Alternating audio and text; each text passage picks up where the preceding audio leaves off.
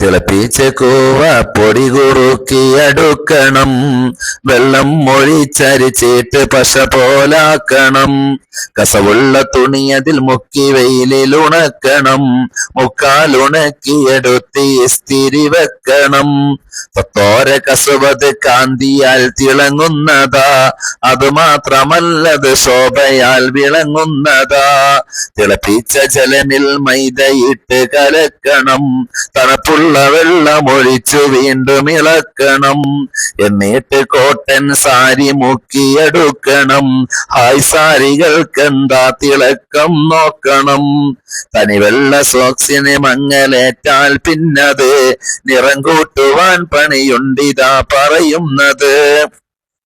നാരങ്ങ നീര് പിഴിഞ്ഞ് വെള്ളം ചേർക്കണം. എന്നിട്ട് സോസ് അതിലിട്ട് നാം തിളപ്പിക്കണം.